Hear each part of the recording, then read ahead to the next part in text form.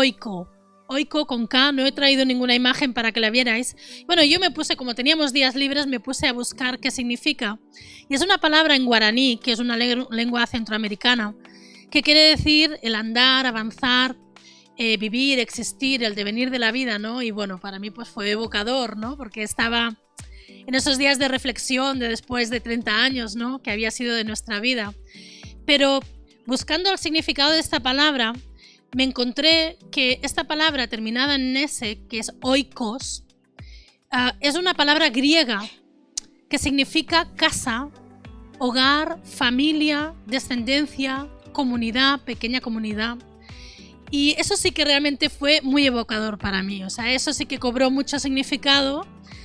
Y bueno, me llamó mucho la atención indagando que esta palabra y sus derivados aparece más de 150 veces en el Nuevo Testamento. La palabra referida pues, a hogares, a casa como tal, ¿no? Pero sobre todo a hogares, a la familia en la fe, a los núcleos familiares que eran muy importantes en esa época.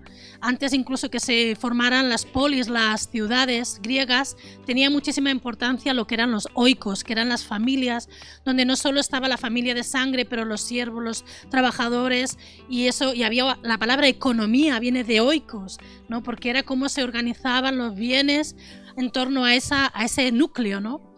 Y esa palabra figura en el Nuevo Testamento más de 100 veces y leyendo pasajes donde aparecía esa palabra, entendí la importancia que tiene para Dios, para el Señor, la palabra oikos, la palabra casa, la palabra familia, comunidad, la palabra, comunidad pequeña, ¿no? Y de hecho hay muchos versículos, podría hablaros de muchos versículos que decimos, y es verdad, ¿no? Porque también se refiere a la casa de Israel. O sea, fijaros, hasta tantas veces leemos en la Biblia la casa de Israel, ¿no? Y se está refiriendo a oikos de Israel, a la familia, a la descendencia, ¿no? Pero me llamó, o quería enfatizar un versículo que dice que si en algo fue movido Jesús a celo, fue por la casa de Dios. ¿Recordáis ese momento en que Jesús llega en el templo y es movido a celo y coge un manojo de cuerdas, hace un látigo, ¿no? Es un momento que nos impacta a todos, ¿no? Y echa fuera a los cambistas. Los cambistas eran los que negociaban y cambiaban ofrendas por dinero y todo eso, y los echa fuera del templo, ¿no? Con cierta airado, dice la palabra, ¿no? Que nos sorprende ver a un Jesús así, ¿no? Y en ese momento Juan, en el Evangelio de Juan, registra que los discípulos, y él mismo como que interpreta, ¿no? Los discípulos recordaron. Hay un salmo que dice, el celo por tu casa me consume. ¿Hasta qué punto Jesús, si algo celaba, si algo anhelaba celosamente, era la casa de Dios? Y si leemos... Si a lo largo del tiempo que hemos podido leer la palabra nos damos cuenta que Jesús no mostró celo en sus 33 años que pudo estar aquí en la tierra, no mostró celo por un mover político, no mostró celo incluso por la cultura judía, no mostró celo ni siquiera por la religión, él la cumplió, pero la amplió. No mostró celo por una situación social de ese momento que era fuerte, ¿no? Porque estaban siendo invadidos, había mucha necesidad, aunque sí fue movido a misericordia y no para de hacer milagros más de los que a lo mejor él pretendía hacer, pero porque era movido a misericordia. Pero de las cosas que habla la palabra que él tuvo celo es por el celo de la casa, por el celo por su casa, ¿no? Y Dios diseñó, yo me he dado cuenta que el Señor diseñó la salvación para centrada en la familia, en el linaje, en su casa. De hecho, Juan 17, que recoge la intercesión de Jesús. Os voy a ir mencionando cosas, no puedo parar en todo, pero es mi forma de entender las Escrituras.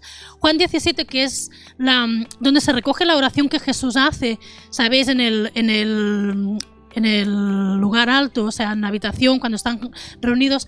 Él ora, intercede, son los últimos momentos que tiene antes de luego ya ser apresado. Él ora por la casa, él ora por los suyos.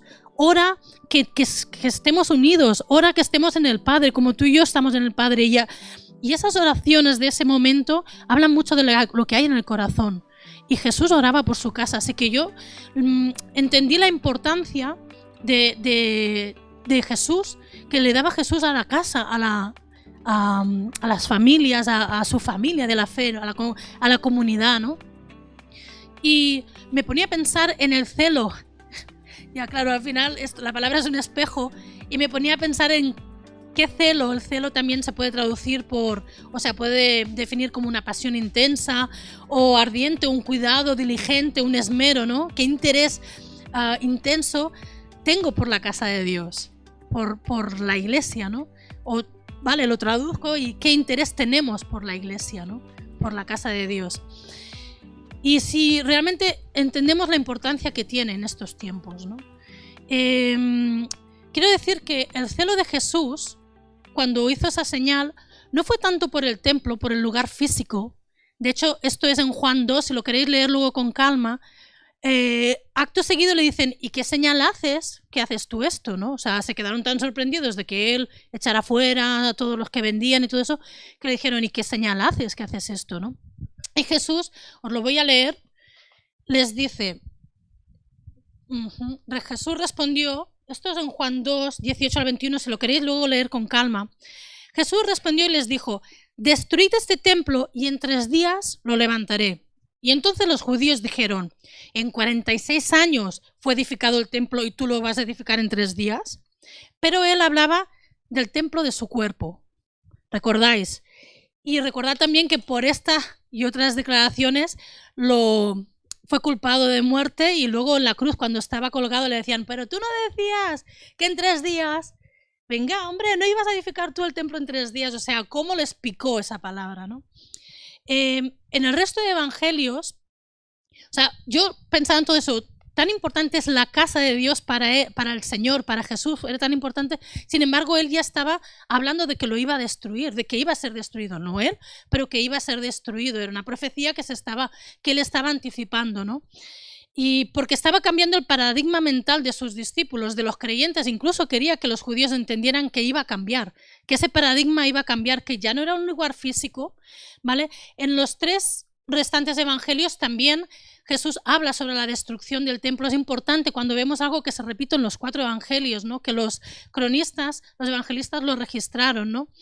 Y en los otros 3 evangelios, en Marcos, en Mateo y en Lucas, esta declaración introduce lo que se le llama los discursos del fin de los tiempos y la segunda venida, ¿vale? Esto lo podéis encontrar, si queréis pues tomar nota, tenerlo en cuenta, en Mateo 24, es el versículo 1 y 2, pero luego Mateo 24 y 25, 23, 24 y 25 son los discursos de Jesús de los últimos tiempos y la segunda venida. En Marcos 13, en Lucas 21, centrándome en el Evangelio de Mateo, justo Mateo 23, al final de ese capítulo, Jesús le está hablando a los fariseos y les está diciendo que no es por ahí. Hay una serie de exhortaciones muy duras y les dice, vuestra casa va a quedar desierta. Vuestra casa va a quedar desierta. Les estaba advirtiendo lo que pasaría luego 70 años después, que Roma ya dijo, hasta aquí llegó Jerusalén, destruye el templo, hará... como se dice, que araron directamente Jerusalén y quedó todo destruido, ¿no? Pero Jesús les dice, vuestra casa va a quedar desierta, y acto seguido, en Mateo 24, el 1 al 2, os lo voy a leer lo que se estaba mencionando. Cuando Jesús salió del templo y se iba, se acercaron sus discípulos para mostrarles los edificios del templo. Decía, miradme, ¿no? Claro, para ellos era la gloria, era el centro religioso, cultural, de identidad del pueblo de Dios. El pueblo de Israel era el centro, ¿no? Y respondiendo Jesús les dijo, ¿veis todo esto? De cierto os digo que no quedará aquí piedra sobre piedra que no sea derribada. De nuevo leyendo esto, teniendo en cuenta el celo que tenía Jesús por su casa, viendo que él no escondió que eso iba a perecer, que un lugar físico iba a caer. Y además me sorprendió bastante el ver que que él lo mencionaba justo cuando empieza a hablar de los últimos tiempos, porque los discípulos le dicen, ¿y cuándo será esto? Y empieza a hablar del fin, de los tiempos del fin, de su segunda venida, y yo me daba cuenta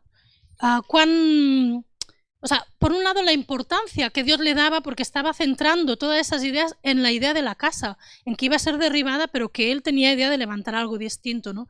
Pero por otro lado, me estaba dando cuenta de la ignorancia, el desconocimiento que a veces tenemos de esos discursos de los últimos tiempos y de la segunda venida.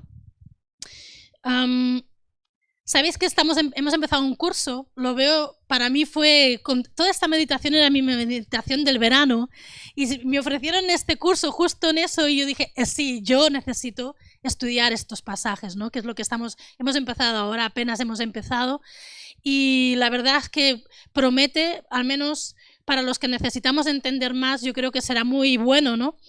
Y me llamaba la atención esta semana porque mencionaban que los discursos de la segunda venida de Jesús hay un lenguaje constante nupcial, ¿no?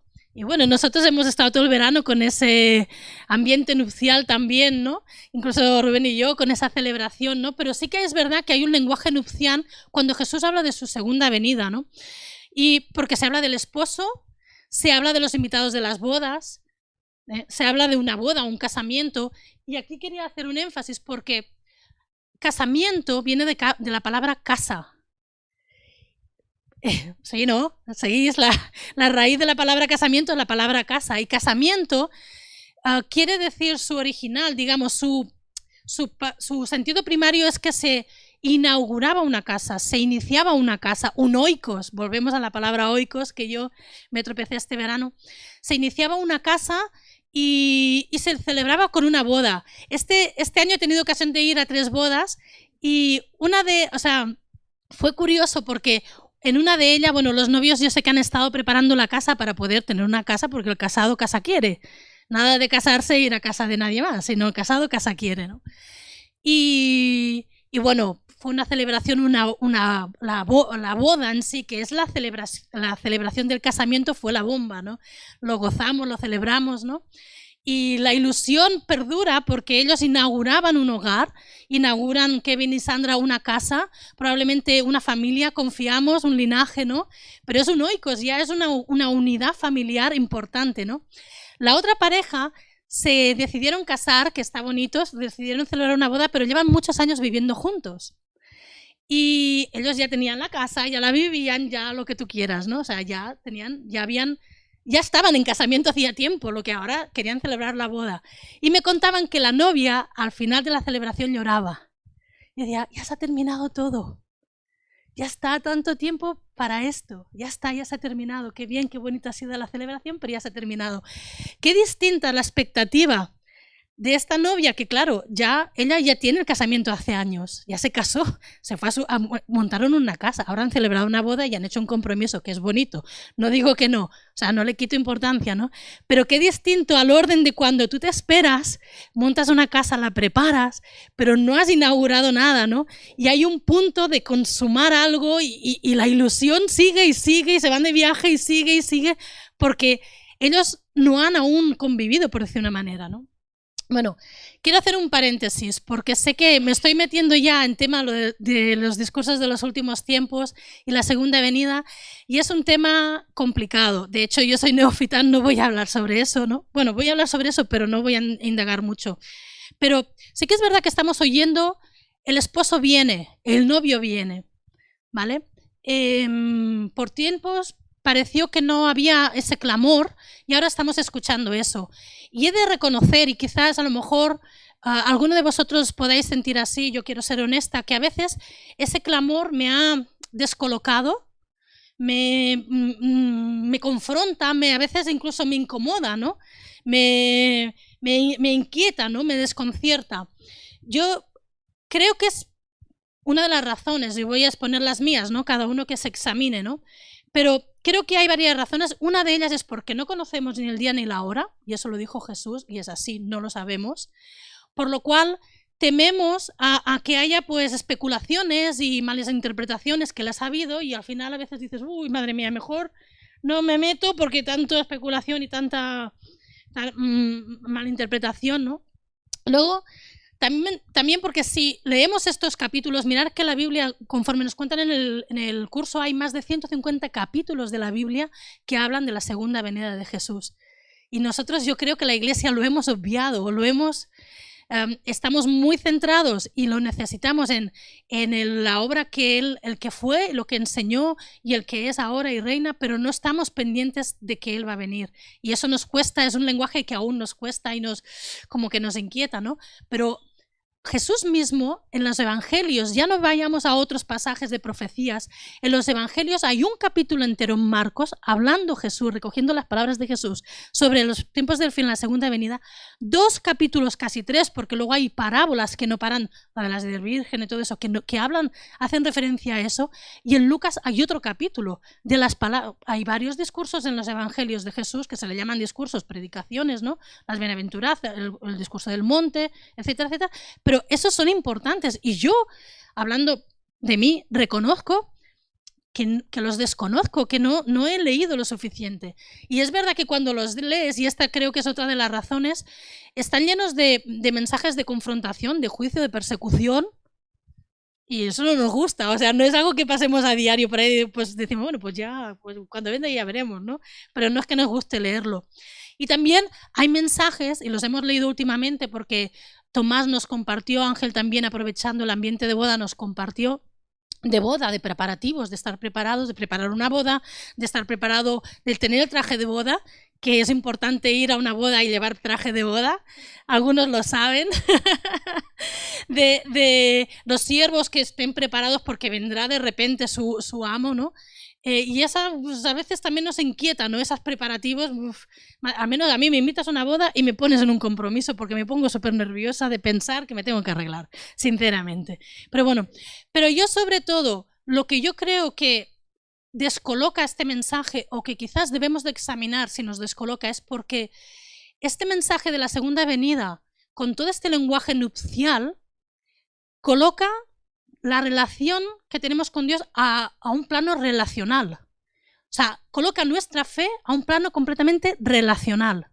No un plano de filosofías, no un plano de cultura, de afiliación política, un plano de ética y moral. Nuestra fe no es ni ética y moral, nuestra fe no es cultura, nuestra fe no es una filosofía, nuestra fe no es ni siquiera que yo me afilio a un partido político y ahí son de ese partido.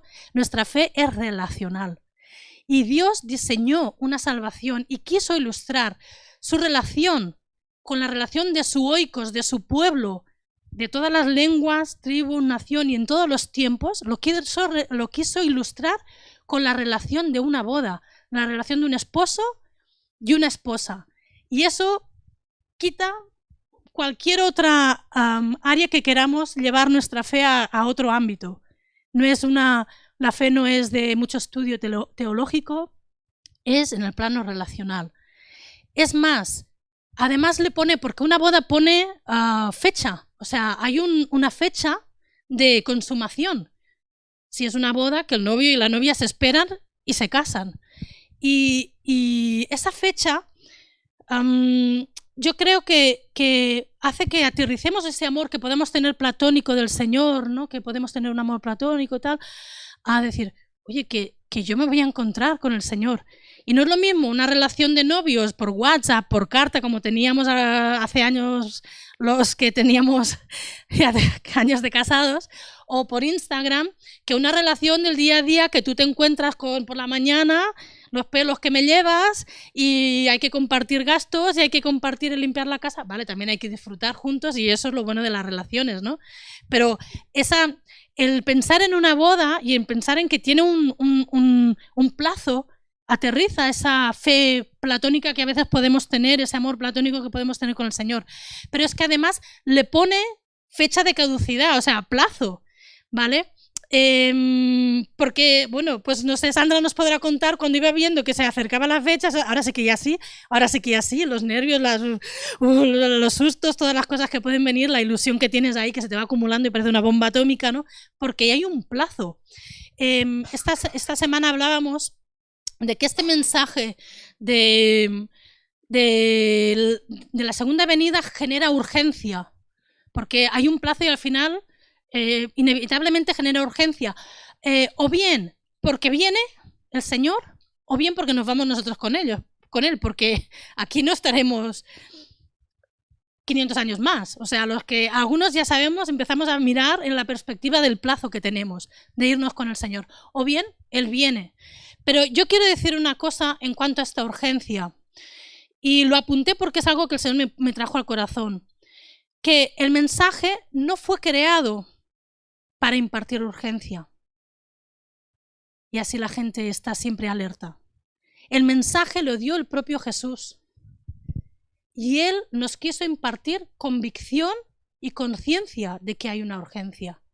Pero si cambiamos la forma en que lo enfocamos, estamos generando un pretexto y podemos dañar nuestra fe. Porque si tú tomas el mensaje de la segunda venida de Jesús como, hombre, pero en todos los tiempos hubo urgencias, siempre se usó ese mensaje para urgencia. No, es que hay urgencia. Es que tú tienes una urgencia de prepararte para el Señor y el Señor viene, contextualizando en que no sabemos ni el día ni la hora. Pero es que Jesús no lo habló para tenernos en estrés constante, lo habló para generarnos convicción. Y por eso yo creo que es muy importante que conozcamos lo que dijo Jesús. Lo que dijo Jesús de estos 4 capítulos de los Evangelios sobre su segunda venida, sobre el fin de los tiempos y la segunda venida. Y con esto, con un ejemplo que os voy a poner, voy a cerrar este paréntesis porque quiero ir donde quería ir. Sabemos que estamos oyendo, viene el novio, hay canciones, hay voces confiables para mí que hablan de que viene el novio, ¿de acuerdo? Ese grito, ese viene el novio, es algo que se refleja en la parábola de las 10 vírgenes, que es en Mateo 25, justo después de estos discursos, Jesús da ciertas parábolas para ilustrar lo que estaba explicando, ¿no? Y en esa parábola dice que se oirá un clamor, ahí viene el novio, ¿vale? Ese clamor, ahí viene el novio, pone énfasis en el que viene. Ahí viene el novio, ¿de acuerdo? Justo Jesús, el capítulo anterior nos advierte, en esos capítulos nos advierte y nos dice, cuidado que muchos dirán, aquí está o allí está. Y en Lucas dice, ni los creáis ni vayáis. Y dices, caray, espérate, una cosa es una cosa y la otra es otra, porque el que dice, aquí está o ahí está enfatizando dónde está. Nosotros somos la Coca-Cola, la última Coca-Cola en el desierto, está aquí, está en esta iglesia, está en este lugar, está en ese país, está en esta nación. Y están enfatizando el acaparar en un sitio. Y Jesús dice, cuidado, no los creáis. El grito que tenemos que aprender a estar atentos es, ahí viene. Y Él se encargará que le veamos. Pero hay otra cosa, y es que de momento oímos, viene el novio, el amado viene. Hay mucha gente que está sincronizando su clamor con el clamor del Espíritu, como dice el Espíritu Santo, como dice Apocalipsis, que el Espíritu y la novia dicen ven. Y están sincronizando, aprendiendo a sincronizar. Debíamos de empezar a sincronizar nuestro clamor. Ven, Señor. Pero aún no han dicho ahí. Tú añades un ahí y ahí quiere decir es ya, es inminente. De repente, aún no ha venido ese ahí, pero vendrá de repente. Yo esta semana leía en Facebook una frase que se le atribuye a Itiel Arroyo, que decía, y os la voy a leer, que la tengo aquí. Dios tiene 2 velocidades, despacio y de repente. Despacio y de repente. Es buena frase. Y creo que debemos de estar atentos, conocer lo que dice Jesús, no tanto lo que muchos dicen, pero conocer lo que dice la palabra, que registra lo que Jesús dijo de esos tiempos, porque vendrá ese de repente. Y todo esto conectado con el sentir que tenía del celo por la casa, del deseo por la casa, que Jesús no para de relacionar su segunda venida con un concepto nupcial de casa, de boda, de inaugurar una casa. Me inquietaba a pensar si entendemos la importancia de los tiempos y la importancia de nosotros para ahora, ya no tanto en un local, en un templo, pero sí en lo que Jesús levantó en su cuerpo, que es la casa, que somos el pueblo de Dios. Él habla de que somos edificio, que somos su casa, su familia. ¿De acuerdo? Hay muchos versículos, no mencionaré alguno quizás, pero no me quiero extender. Y ahora sí, os quiero compartir algo, porque toda esta inquietud me vino a leer algo en estos discursos, en Mateo, en estos discursos de la segunda venida de Jesús, que me impactó en relación a este tema del cuidado que tiene Dios por las familias, por las casas, por las comunidades pequeñas. Por supuesto no voy a hablar nada más porque soy neófita y es un tema que tengo que aprender, pero si Samuel pudieras proyectar el versículo que te he comentado antes, en Mateo 24, del 35 al 39, y en verdad deseo generar hambre de leer esos capítulos al menos. Es decir, anda, es verdad, pues yo hace tiempo que no he leído esto. Es verdad que yo hace tiempo que no me he asomado por ahí. Es verdad que hay cosas que no me gusta leer porque que vas a ser perseguido, que vas a ser traicionado no nos gusta leer, pero yo creo que es importante conocerlo. En Mateo 24 del 35 al 39, bueno, sí, ese 36 al 37, bueno, vamos a leerlo y dice, el cielo y la tierra pasarán, pero mis palabras no pasarán. Creo que le dice el 25. El cielo y la tierra pasarán, pero mis palabras no pasarán. ¿Qué seguridad podemos tener en la palabra de Dios? En que Jesús estaba anunciando, no era broma, no era una frase para luego hacer canciones bonitas. No era una frase fundamentalista. El cielo y la tierra pasarán, pero mis palabras no pasarán. Pero del día y la hora nadie sabe, ni aun los ángeles del cielo, sino solo mi Padre. O sea, nadie sabe, y es verdad. Tengamos cuidado con las especulaciones del día y la hora. ¿De acuerdo? Y aquí es donde yo quería ir al centro. Mas como en los días de Noé, así será la venida del Hijo del Hombre. Porque como en los días antes del diluvio estaban comiendo y bebiendo, casándose y dándose en casamiento, hasta el día en que Noé entró en el arca, y no entendieron hasta que vino el diluvio y se los llevó a todos, así será también la venida del Hijo del Hombre. Esto es en Mateo 24, del 36 al 39. Yo quiero hablar de varias cosas que yo vi importantes en este texto. Lo primero que Jesús dice es, más como los días de Noé, así será la venida del Hijo del Hombre. Jesús quiso advertirnos, quiso darnos pistas, ¿vale? Y compara su segunda venida como en los días de Noé. Y yo me preguntaba, ¿y por qué como los días de Noé? ¿Por qué no lo comparó, por ejemplo, con los días de Elías, cuando estaba ahí con los profetas de Baal y oró y mandó que cayera fuego del cielo, ¿no? Y lo compara con un episodio de confrontar a dioses falsos y a un gobierno falso, ¿no? Y pagano, ¿no? ¿Por qué no lo comparó con esos días? ¿O por qué no lo comparó con los días de Josué, ¿no? Que había conquista y derribaron muros y por la fe, ¿no? Y pone el plano de su segunda venida en un episodio, en un contexto, en una imagen de pueblo unido orando y derribando murallas y derribando... Me digo, ¿por qué escogió los días de Noé? Jesús quiso escoger esa ilustración. La ilustración de los días de Noé. Bueno, ¿qué pasó en los días de Noé? Yo creo que es una historia que conocemos todos, más o menos. No voy a entrar en ella, pero Noé recibe una revelación en un tiempo en que el Señor se lamenta de haber hecho al hombre. Porque dice, un poco más adelante lo leeremos, que su corazón era enteramente inclinado a hacer el mal. Y Dios se arrepiente y piensa en traer juicio. ¿De acuerdo? Pues ya es gordo el contexto, ¿no? Pero bueno. Y le da a Noé una instrucción, le da revelación y una instrucción de construir algo, un arca, lo sabéis, ¿no? Y Noé pasa aproximadamente, yo estuve un poco leyendo los versículos y haciendo cuenta, aproximadamente 100 años, arriba o abajo, construyendo un arca, ¿no? Para que su familia, él le dijo también los animales, ¿no? Pudieran ser salvos de algo que iba a venir, que era un diluvio. Que ahí hay también un debate de si había llovido en la tierra o no hasta ese momento, si entendían exactamente lo que significaba un diluvio, que las fuentes de los cielos fueran abiertas y cayera un diluvio de semejantes proporciones, ¿no? Bueno, para empezar, hablar de Noé nos apela a la obediencia que él tuvo, ¿no? A una instrucción que probablemente él no entendía. O sea, yo creo que Noé no entendía, se puso a construir algo que era inédito, le dedicó 100 años de su vida, antes vivían más, pero fueron muchísimo tiempo, ¿no?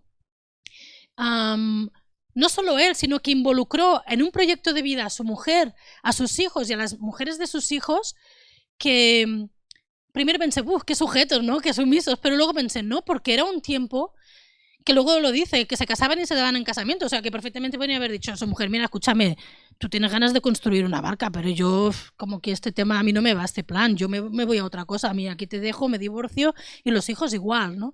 Pero ellos también tenían esa convicción de estar ahí construyendo. Probablemente dejaron de hacer muchísimas cosas, de disfrutar de muchísimas cosas por estar centrados en el proyecto de construir un arca, una barca, ¿de acuerdo? Por eso les tomó tanto tiempo. Y probablemente ellos mismos fueron confrontados con la duda de decir, ¿qué estamos haciendo? ¿Esto que estamos haciendo tiene sentido? O sea, ¿has entendido bien a Dios, papá? A lo mejor algunos café le dije, oye, ¿tú has entendido bien lo que te ha dicho? ¿De verdad que se trataba de esto o no era algo más pequeño? O sea, ¿tú has entendido bien lo que tenías? La duda no quiere decir incredulidad. La duda es, pues, indagar y buscar más respuesta, pero dudar no quiere decir que tú seas un incrédulo, es distinto, ¿eh? Tampoco sería descontextualizar el pensar que los de alrededor se rieron de ellos, se burlaron de ellos, les llamarían locos, probablemente acabaron marginados porque era un hombre con su familia en un empeño loco. ¿Para qué estás haciendo esto? Menuda pérdida de tiempo. No es descabellado que se estuvieran burlando de ellos. La Biblia no lo especifica, pero tú lees cualquier comentario sobre el tiempo de Noé y lo dan más que por hecho. No lo sabemos, pero yo pienso que podría darse el caso. Y Jesús escoge hablar de su segunda venida poniéndonos esa escena delante. La escena de alguien, como decía Itiel, que iba en velocidad despacio, ¿de acuerdo? Por 100 años construyendo algo que no tenía sentido, que para qué sirve eso, y has involucrado tu proyecto de vida y el proyecto de vida de tus hijos en hacer algo que, ¿para qué, no? Luego Jesús en esta declaración enfatiza otras dos cosas, y es que dice, más como en los días de Noé, así será la venida del Hijo del Hombre, y luego por un lado dice, antes del diluvio, lo que hacía la gente, y hasta que Noé entró en el arca, y lo que pasó, ¿vale? Dice, antes del diluvio estaban comiendo, bebiendo, casándose y dándose en casamiento. A mí siempre me llamó la atención esta expresión. Algunos piensan que quiere decir que, bueno, pues que había una juerga constante en el ambiente, ¿no? A mí, yo no lo sé, pero a mí me llamó la atención y esto es lo que me vino al corazón orando y leyendo esta palabra, porque lo que Jesús enfatizó de los días de Noé es lo menos malo que estaba pasando en los días de Noé, si os ponéis a pensar, porque Génesis 6:5 dice que viendo el Señor que la maldad de los hombres en la tierra era muy grande y que toda inclinación de su corazón tendía siempre al mal, decidió traer el diluvio. ¿De acuerdo? Entonces, que Jesús enfatizara que comían, bebían y se daban en casamiento, pues casi que es lo menos malo, porque es casi que es lo normal, ¿no? O sea, Jesús no quiso enfatizar, es que había corrupción, había idolatría, había violencia, asesinatos, que lo había, porque si no, Dios no hubiera mandado un juicio. Pero Jesús prefiere, en lugar de poner esa escena en un plano de juicio, porque os lo merecéis, por decir una manera, a un plano de juicio mientras había fiestas y otra vez lenguaje nupcial. Se bebían, comían y se daban en casamiento. ¿De acuerdo? Para mí eso me parece lo menos malo, ¿de acuerdo? Pero yo creo que lo que Jesús quería dar a entender es que en un tiempo en que realmente venía un juicio, Él seguía preocupado por la construcción de una casa, por la idea de la familia, por la importancia de la familia, en lugar de llevarlo a un plano de condenación. Yo meditaba y digo, bueno, han pasado siglos, Jesús sabía que iba a hablar de su segunda venida en una era tecnológica. Jesús, cuando habló eso hace 2000 años, sabía que iba a resonar en una era tecnológica, en una era que estamos lejísimos de la época de Noé. O sea, hoy en día controlamos el tiempo, la meteorología. Que venga un diluvio casi que no nos sorprende, ¿no? Lo han visto en Estados Unidos, que les venía un tornado, todo eso, ¿no? O sea, un megaciclón. Pero si hay algo que perdura es que la gente bebe, come, porque es como el sumum del celebrar la vida, digamos, se casa y se da en casamiento. Eso no ha cambiado, no hemos cambiado de los tiempos de Noé en ese punto, ¿de acuerdo? Eso sigue igual. Y yo creo que Jesús quería dar a entender que él seguía preocupado por las casas, por generar, o sea, por una idea de casa, por una idea del oikos que os estaba diciendo antes. Y lo quería poner en un plano, en ese plano. Otra cosa que dice es que hasta el día en que no entro en el arca, ¿de acuerdo? Hemos leído, perdonad, os lo leo para que no, más como los días de Noé, así será la venida del Hijo del Hombre, porque los días antes del diluvio estaban comiendo, bebiendo, casándose y dándose en casamiento, hasta el día en que Noé entró en el arca. Leyendo Génesis, donde habla de la historia de Noé, yo me di cuenta, y no me había dado cuenta antes, la verdad, que no llovió hasta que no estaban dentro del arca. O sea, no es que empezara a llover y corre, recoge la ropa que se me moja y vamos a recoger todos los animales. Hubiera sido imposible. De hecho, en Génesis 7 del 9 al 10 dice, de dos en dos entraron, recordáis las canciones que cantamos a los niños, con Noé en el arca, macho y hembra, como mandó Dios a Noé, y sucedió que al séptimo día, las aguas del diluvio vinieron sobre la tierra. Es lógico pensar que a lo mejor empezó a chispear, ¿no? Yo no voy a entrar en si ya empezaba a chispear o no, pero está claro, ¿de acuerdo? Que esperó a que todos los que tenían que estar dentro estuvieran.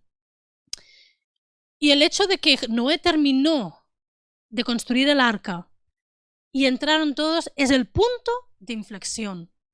O sea, Dios, esa velocidad que dice Itiel de despacio, cambió ahí la marcha. De despacio a de repente. Y el punto de inflexión fue que el arca estaba construida y habían entrado. Eso es un punto de inflexión muy importante. Y yo pensaba, ¿qué pensaban mientras iban entrando dentro del arca, ¿no? O sea, que empezaron a entrar porque él dijo, cuando acabes de entrar, cuando acabes de construir, entra a los animales, ¿no? A lo mejor aún no había empezado a llover, ¿no? Y probablemente ellos oían las fiestas de las bodas, de los que se casan, se dan en casamiento, de las juergas, no sé, a lo mejor había hasta guerras, no sé lo que habría, lo que estaba pasando en el contexto. Pero yo me pongo a pensar y digo, los demás, nadie tuvo intención de entrar. De los demás nadie le pidió a Noé de entrar. O sea, no entendían el por qué había hecho una mega barca, no entendían por qué estaba recogiendo, entrarme yo en un barco con todo esto animal, madre mía, ¿y dónde? ¿Para qué? ¿Por qué? Y con esta familia de radicales que llevan más de 100 años, que son unos radicales, que llevan más de 100 años haciendo una barca, yo, ¿para qué me meto dentro? No, o sea, el resto no entendió para nada lo que estaba pasando en ese momento. Así que lo último que dice que es, no entendieron, y esto es lo último que dice Jesús, hasta que vino el diluvio y se los llevó a todos. Y en este evangelio sí que enfatiza que la gente no entendió. A mí me produjo un gran shock el pensar que hay muchos que no entienden, pero que podemos estar nosotros también sin entendimiento de que los tiempos de la segunda venida Jesús quiso compararlos no a los tiempos de Josué que se va a sonar la trompeta y vamos a orar todos y va a caer una muralla, no a los tiempos de Elías que vamos a orar y va a caer fuego del cielo, a los tiempos de Noé en que Dios le dijo que construyera un arca y que había una salvación, que se estaba preparando una salvación. Cantábamos antes, aunque no pueda ver, sé que está sobrando. Noé no podía ver, pero él sabía lo que estaba haciendo. Y nosotros, es verdad que muchas veces nuestra fe es como la de Noé, aunque no lo puedo ver, pero yo sé que tú estás obrando. Y estamos en eso, ¿no? Así que, cierra la expresión, lo que Jesús lee, lo que Jesús habla, es... Dice, más como los días de Noé, así será la venida del Hijo del Hombre, porque en los días antes del diluvio estaban comiendo, bebiendo, casándose y dándose en casamiento, hasta el día en que no entró en el arca, un punto de inflexión, no entendieron hasta que vino el diluvio y se los llevó a todos. Así será los días de la venida del Hijo del Hombre. Hay varias cosas que quiero comentar sobre esto y lo que os quería compartir es mi gran temor que no entendamos que Dios está preparando un arca, que Jesús quiso poner el mensaje de su segunda venida en un plano nupcial de preparar una casa que ya no es un templo, es el templo de su cuerpo. Y si estamos entendiendo verdaderamente cada uno de nosotros lo que significa vincular nuestro proyecto de vida, el proyecto de vida de nuestros hijos, a construir una casa, a colaborar, porque el que construye es Él, el que edifica es Él, pero a colaborar en edificar una casa y a ponerle el celo que dice Jesús que tenía. ¿Queremos imitar a Jesús? ¿Lo queremos imitar en ese celo? Yo me lo pregunto a mí misma. Y era mi reflexión y yo soy sincera de compartirosla. Os comparto varias cosas. Noé es un tipo de Jesús y Jesús es el que está edificando su casa, su oikos, para salvación de su familia. En Mateo 16, 18 Jesús dice que sobre esta revelación que Pedro tuvo, dice, ahí edificaré mi iglesia. Hay un montón de pasajes que hablan sobre la edificación, sobre construir y edificar. En Hebreos 3, 2 y 6 dice que Cristo Jesús, comparándolo con Moisés, que fue fiel, el cual es fiel, como hijo sobre su casa, la cual somos nosotros. Nosotros somos la casa de Dios, el cuerpo. Por eso dijo, el templo ahora es su cuerpo. Y él, los evangelios, él habla y los apóstoles compararon a la iglesia como la casa de Dios, el edificio que se está construyendo y el cuerpo de Cristo.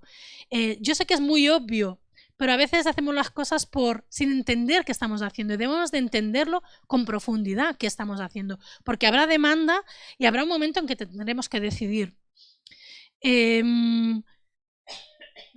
Jesús regresa, hay una segunda venida y habrá juicio, y eso debemos de creerlo, él mismo lo habló en los evangelios, y yo creo que tenemos que examinarnos si es algo que nos inquieta o no acabamos de entender. Pero él no enfoca ese mensaje en el juicio, ¿vale? Sino que lo enfoca en que hay una provisión de salvación en él, en que está edificando algo para salvación. Por eso eligió el episodio de Noé. No eligió otros, eligió un episodio que desde luego hay un juicio y es gordo, es una dispensación de juicio sobre la humanidad, pero él enfatiza en que se construyó algo para salvación. Y ese algo es la casa que él está edificando, que es la iglesia, su cuerpo, ¿de acuerdo? Y el punto central de todo lo que Jesús habla, porque os hablé hace un tiempo de los quiasmos, que los hebreos tenían esa costumbre de hablar, repetir al principio y al final, y en el centro poner lo que querían enfatizar. El punto central de este versículo es: no entendieron. No entendieron. Y yo, de verdad os digo, me entró mucha alarma porque pienso, ¿estamos entendiendo o estamos viendo la iglesia? Porque, bueno, me resulta mejor venir y no confrontarme con mi familia, con mis padres, con mi esposa, con mi reputación, que quedarme en casa, que casi que me apetece más. ¿Me entendéis lo que os quiero decir? Pero yo pues lo hago porque, madre mía, qué pereza ahora meterme con todos esos problemas con mi familia, ¿no? O sea, estamos entendiendo lo que significa, y no me estoy refiriendo solo a venir aquí los domingos, sino al hacer iglesia, al edificarnos juntos, al juntarnos, al tener... Porque si vemos la Biblia, cuando se habla de edificar, y no voy a entrar en ello, pero habla de que las buenas conversaciones edifican, habla de que el amor edifica, habla de que los dones de servirnos los unos a los otros edifican. Habla de que la autoridad bien ejercida edifica, porque necesitamos que alguien a veces nos corrija. Habla de que los ministerios, las funciones dentro del cuerpo que Dios ha establecido edifican. Todo eso habla la Biblia y muchas cosas más que no... Es algo que deberíamos de estudiar, como Ángel nos habló de las disciplinas espirituales y que yo digo, Dios mío, quedo corta, no lo siguiente. De esto también deberíamos de leer. Así que yo quiero enfatizar que a pesar de que hay un mensaje de juicio y no lo debemos obviar y debemos de conocerlo y debemos de pensar que si pensamos en nuestro futuro, el de nuestros hijos, el de esta humanidad, que a veces no te lo quieres ni plantear porque es que ves, hay como un vacío, ¿no? Hay un vacío, hay un mensaje de juicio, muchas cosas hablan de eso, pero también hay un gran mensaje de esperanza que Jesús habló. Yo estoy construyendo un arca. Yo estoy construyendo un arca. Para los que no se han bautizado aún, Mirad que la ilustración de Noé también se utiliza para hablar del bautismo. En Primera de Pedro 3, del 20 y 21, y eso me hubiera gustado que lo escucharan las chicas, y lo leo de la palabra de Dios para todos, dice: en el tiempo de Noé, Dios esperaba pacientemente por ellos mientras Noé construía el arca, en la que solamente 8 personas fueron salvas mediante el agua. Esa agua es como el bautismo que ahora les salva a ustedes. Pero el bautismo no consiste en limpiar el cuerpo, sino en el compromiso para con Dios de tener una conciencia limpia. Lo que hace que nosotros nos comprometamos con el Señor, cuando nos bautizamos, nos comprometemos con el Señor, entramos a formar parte de la Iglesia. El bautismo era una doctrina y sigue siendo una doctrina muy importante de la Iglesia, porque Jesús les dijo: id a hacer discípulos y bautizarlos. Era una forma de decir: vais a entrar a formar parte de la Iglesia. ¿De acuerdo? Y lo compara con los días de Noé. Y tarde que temprano habrá que decidirse y tomar compromiso. O sea, hoy en día podemos entrar, salir, venir, todo el mundo es libre, y hacer iglesia no es venir a una reunión solamente, pero tenemos la libertad de podernos reunir, lo que sea, pero hay una idea de edificación mucho más estrecha, mucho más relacional, de casa, de oikos, de los que incluso tienen una economía en común, que tienen un lugar en común, que se ministran los unos a los otros, se enseñan los unos a los otros, se sirven los unos a los otros, y eso produce el crecimiento en amor, como dice que la iglesia se va edificando y produce el crecimiento en amor. Hay otros 2 pasajes, y con esto ya termino, en que Pedro y Pablo, digo Pablo porque creo que es el autor de Hebreos, hacen referencia a estos tiempos de Noé, y ellos interpretaron estas palabras que Jesús había dicho. ¿De acuerdo? En Hebreos 11:7, en lo que es la pasarela de los héroes de la fe, cuando empieza a hablar de que la fe es pues, la convicción de lo que no se ve, el autor de Hebreos dice: por la fe, Noé, cuando fue advertido por Dios acerca de las cosas que aún no se veían, con temor preparó el arca en que se salvase, y por esa fe condenó al mundo, y fue hecho heredero de justicia. Esta idea de por esa fe condenó al mundo significa que les mostró al mundo que estaban equivocados, o que puso en evidencia al mundo y lo confrontó. Noé podía haber pasado en su momento por un marginado, y probablemente hasta que no empezó a caer el diluvio era un marginado, o sea, había perdido ya toda reputación y era un marginado que estaba haciendo algo sin sentido y perdiendo el tiempo, ¿de acuerdo? Pero en realidad Dios lo constituyó como un testimonio, como una prueba de la justicia de Dios, porque el Señor podía haber mandado juicio sin más, porque Noé se dice de él que era justo, pero seguro que era el menos de los justos delante del Señor. No es que tire la justicia de Noé por el suelo, pero no nos salvamos por nuestra justicia. Pero Dios lo vio temeroso, le dio una revelación y él fue obediente, y es por la fe. Por eso dice que por esa fe, porque él, a pesar de que no era ni siquiera digno, como no somos ninguno de nosotros, creyó y dedicó su vida, su proyecto de vida a edificar un arca, a edificar algo que era para salvación. Y Dios podía haber traído un diluvio sin más y habérselos llevado a todos y volver a crear un Adán, y ya está, no pasa nada. Lo vuelvo a hacer y más guapo y rubios o morenos, lo que sea, ¿no? Pero no, quiso dejar a un testigo de que él tenía razón y que por la fe, cuando se escucha a Dios, aunque no veo nada, por la fe acaba mostrándose la justicia de Dios. Y Dios dio tiempo con el testimonio de Noé por siglos, por un siglo al menos, dio tiempo que los demás cayeran en la cuenta, le preguntaran siquiera, dejaran de burlarse. Hombre, a lo mejor el tío sabe algo que yo no sé.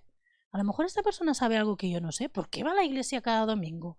¿Por qué le pone tanta importancia al llevar a sus hijos a la iglesia? ¿Por qué involucra su vida, que se deja vacaciones y todo por ir a la iglesia? Pero por lástima pocos preguntaron. En Pedro, segunda de Pedro 2:5, y en un contexto de juicio, Pedro dice algo también y dice: y si no perdonó, hablando de que el Señor no perdonó a los ángeles que se rebelaron y los echó, ¿no?, de su presencia, dice: y si no perdonó al mundo antiguo, sino que guardó a Noé, pregonero de justicia, con otras 7 personas, que era su mujer y sus hijos y parejas, trayendo el diluvio sobre el mundo de los impíos. Y a Pedro le pone un título a Noé, que es pregonero de justicia. Quiere decir predicador de justicia. El que evangeliza, el que declara la justicia de Dios. Noé no predicó, en sí no predicó, pero sus hechos, su dedicación, su enfoque, su proyecto de vida, predicó a toda esa generación. Y a veces decimos, es que aquí, claro, no hacemos campañas de evangelismo. Mirad, el mero hecho de darle la importancia que le damos a la iglesia, de en cualquier conversación que tenemos con otros compañeros, no, pues nosotros es que el domingo vamos a la iglesia, no, pero es que en la iglesia compartimos esto, no, oramos, oye, ¿quieres que oremos? Porque nos juntamos a orar. Todas esas referencias a lo que es el cuerpo de Cristo, a lo que es la acción del oikos de Dios, a lo que es la acción de decir, no, pero es que yo a mi hija la guardo de esto porque no quiero que eso la aparte de servir en la iglesia. Yo no quiero potenciarle a mi hijo, que es un as del fútbol como era Sael, porque no quería que le apartara de asistir a las reuniones, es un decir, ¿no? Pero se paga un precio, estamos evangelizando, estamos pregonando, estamos declarando. Tarde que temprano la gente dirá, muchos dirán, estos tíos están tontos, perdonar por las formas de hablar tan coloquiales, pero esta gente, menudo proyecto de vida, menuda pérdida de tiempo de vida, y ha involucrado a sus hijos, han perdido la vida en una iglesia, han perdido la vida en una congregación evangélica, ¿y para qué tanto? Perdona, nos estamos edificando. Tú no ves que yo estoy edificada. Tú no ves que estamos creciendo como personas, como comunidad, como familia. Estamos evangelizando. Y tenemos que seguir en eso. Yo veía la importancia de seguir en eso, ¿no? He apuntado y voy a ser fiel a lo que he apuntado. No se trata de que prediquemos o proclamemos nuestra iglesia o congregación local. ¿De acuerdo? Pero sí que restauremos la confianza en que la iglesia es el proyecto de Jesús. Ha habido mucha pérdida de confianza en la iglesia, en el proyecto de Dios. Hay mucha gente porque la iglesia está conformada por personas, las personas cometemos errores, hay fricciones, lo que tú quieras, y se pierde la confianza en ¿para qué en la iglesia? La pandemia también ha causado que muchos hayan entendido que se pueden igualmente escuchar y edificar sin pertenecer a una iglesia local. Y yo no digo que no es bueno poder escuchar, y qué bendición, porque dice otra de las señales que dice es que el evangelio será predicado a todas las naciones, como nunca las tecnologías están permitiendo eso, como nunca. Pero bueno, no voy a entrar en esas. Pero no es solo que tú puedas escuchar la predicación de alguien, qué bendición, poder escuchar la predicación de alguien que está en Estados Unidos, es una bendición grandísima, pero es que no se trata solo de eso, se trata de que tú hagas familia, se trata de que nos ministramos los unos a los otros cuando hablamos, cuando oramos los unos por los otros, cuando el ministerio de servicio de uno me sirve a mí, cuando yo como ministerio de servicio sirvo al otro, y cuando la palabra de revelación de uno me habla a mí, cuando la palabra de sabiduría o de exhortación me habla a mí. Y da lo mismo, o sea, aquí en el trabajo con Eli, no paramos de hacer iglesia en el trabajo, cada día ahí estamos las dos edificando, aunque sea un momentito, porque es una bendición, para mí es un regalo, el poder coincidir y el podernos hablar y el poder hacer eso, ¿de acuerdo? Entonces no se trata de que ahora evangelicemos, es que mi iglesia, mi iglesia, la iglesia es universal y es de Cristo, esa una, ¿vale? Ni tampoco se trata de que empecemos a hablar del juicio, ¿vale?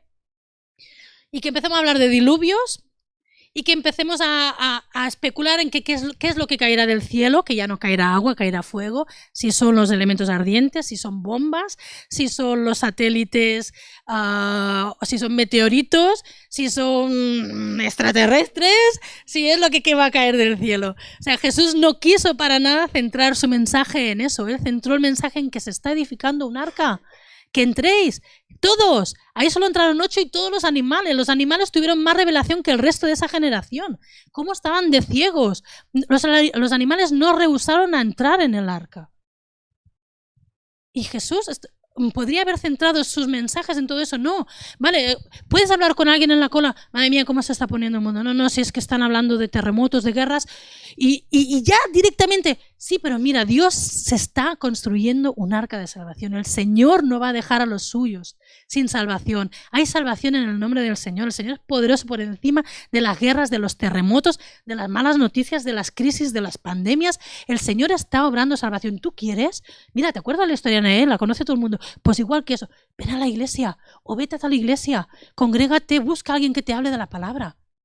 Forma parte del cuerpo de Cristo, bautízate, bautízate. Forma parte del cuerpo de Cristo. ¿De acuerdo? Y a ver, porque no quiero perderme. En definitiva, se trata que nos paremos a pensar que en el mundo siempre va a haber fiestas y celebraciones de boda, ¿vale? Pero que debemos de darle importancia, y eso no quiere decir que nos dejemos de casar, por favor, los novios casaros, pero que le empecemos a dar importancia a la fiesta que se está preparando, que Jesús quiso ilustrarlo con una fiesta de boda. Como Belén decía, yo ya estoy pensando solo de decorar la fiesta de la boda de Jesús. Así, esa es la actitud, ¿no? Que empecemos a darle importancia, porque se casaban entonces y nos casamos ahora, pero Jesús nos ha hablado en un plano relacional, de montar, de querer formar una casa, de querer formar, y no entendemos, es que se nos escapa a la comprensión, al entendimiento, pero y él sabía lo cortos que éramos y nos dio pistas. Acordaros, como los tiempos de Noé, para que al menos nos evoque. Vale, sí, fue fuerte, menudo diluvio, madre mía lo que pasó, pero se salvaron, los que creyeron se salvaron, ¿de acuerdo? Yo creo que es muy importante, es vital que examinemos si estamos entendiendo o no la importancia de pertenecer y colaborar en edificar una iglesia.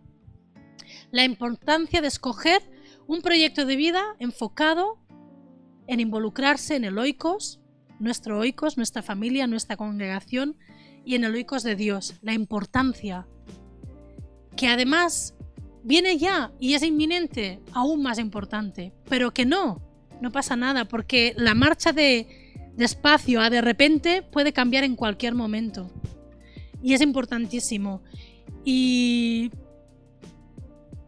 sobre todo que entendamos que Jesús nos quiso dar conciencia de la urgencia, pero sobre todo porque hay un mensaje de salvación y lo tenemos que transmitir a otros. Cada vez que nos congregamos, cada vez que hablamos del Señor entre nosotros, cada vez que ofrecemos a otros hablarle al Señor de ellos, que es orar, oye, ¿te importa si oro por ti? Cada vez que les hablamos del Señor, que les compartimos algo, estamos pregonando la justicia de Dios. Así que os animo a leer estos capítulos del fin de los tiempos y la segunda venida. No tengamos miedo, seamos maduros. Lo que no entendemos, simplemente decirle, Señor, yo esto no lo entiendo, no quiero ser manipulada ni que nada me transgiverse, pero quiero tomar importancia a tus palabras. Quiero empezar a tomar importancia a tus palabras. Y qué bueno, Señor, que tú lo quisiste poner en un plano nupcial, que es el sumum de los sumums para cualquier familia, que se casa un hijo, ¿no? Que se forma una casa, ¿no? Y os animo a meditar en edificar. ¿Cuántos pasajes hay sobre el edificar, ¿no? ¿Cómo nos podemos edificar? Esto sería otro tema, ¿no? Pero os animo y que meditemos en la importancia que le estamos dando al asistir a una iglesia, al ser parte de una iglesia. Al asistir a una reunión no es ser parte de una iglesia, es bueno asistir a una reunión, pero a ser parte de la iglesia involucra muchísimo más, involucra el compromiso, como dice el bautismo, es el compromiso con Dios, no con el pastor, no con tu suegro, no con tu mujer, es un compromiso tú con Dios, y un compromiso que es constante en el tiempo. 100 años, Señor, 100 años. Los años que me quedan, los que me quedan. ¿Que haré todo lo posible por involucrar a mis hijos en este proyecto? Lo haré, Señor, me comprometo. Porque sé la importancia que tiene esto. Amén. Yo querría orar por la palabra, si os parece bien. Por lo que, Señor, te damos muchas gracias. La exposición de tu palabra alumbra y trae sabiduría al sencillo, Señor, y eso es lo que necesitamos, Señor. Que tú sigas exponiéndonos tu palabra, Señor. Que tú sí nos permitas poder meditar en estas cosas, Señor. Que tú seas el que genere conciencia en nuestras vidas, inquietud, Señor, y también dimensión de la relevancia que tienen estas cosas, Señor. Te damos gracias porque nos advertiste, Señor, porque nos crees capaces de creer, Señor, y tomar compromiso, Señor. Te pedimos que lo hagas llegar a tantos, Señor, que necesiten escuchar este mensaje, Señor, y que nos des la capacidad de tener un compromiso real contigo, Señor, y sostenido en el tiempo, Señor. Así sean 100 años, sabemos que tú pasarás del despacio al de repente, Señor, y queremos estar preparados, Señor. Queremos poder contar con toda nuestra familia, Señor. Por ellos intercedemos en este momento, por todos nuestros seres amados, Señor. Las personas que conocemos, nuestros compañeros, Señor, para que podamos pregonarles, para que podamos hablarles de la salvación que hay en ti, Señor. Gracias por tu misericordia, Padre, en el nombre de Jesús, Señor.